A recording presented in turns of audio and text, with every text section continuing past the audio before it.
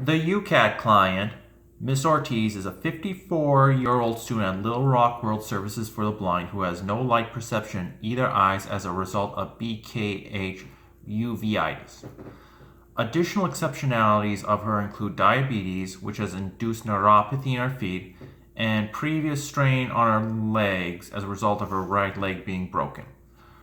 Her hearing and cognitive levels are normal for that of an adult. The purpose of her being an O&M is to help her learn how to navigate around familiar and unfamiliar areas. O&M is especially important for Miss Ortiz since she lived in assisted living for about 6 years and lost a fair deal of independent travel skills as a result. Seeing as how one of the client's major goals was to arrive at places of recreation and shopping, my colleagues and I decided to focus the Ukat on her ability to make paratransit reservations and properly board and depart the said paratransit vehicles. Initially, the Ukat measured her ability to make paratransit reservations. After a few trials, the client was able to successfully complete the task on her own.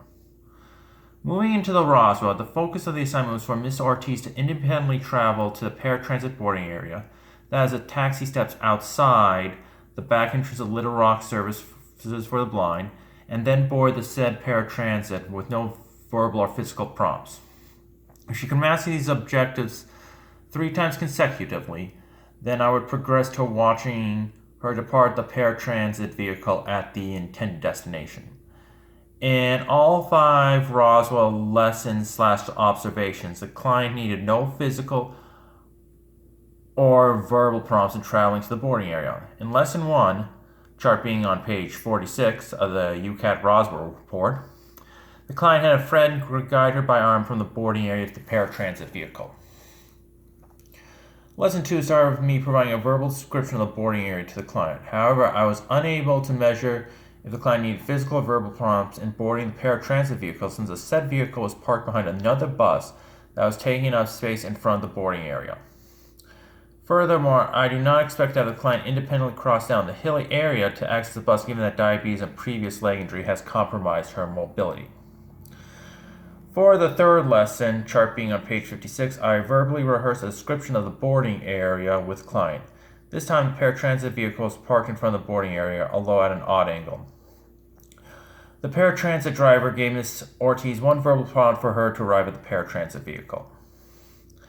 As for lessons 4 and 5, charts being on pages 61 and 66, I was going to give the client a tactile map of the boarding area. However, on lesson 4, she was singing excessively loud, received complaints from both resident staff, and was written up the 3rd time by the Institute for being disruptive. When I tried to ask Ms. Ortiz to lower her singing voice, she became highly confrontational and would not listen to my instructional advice.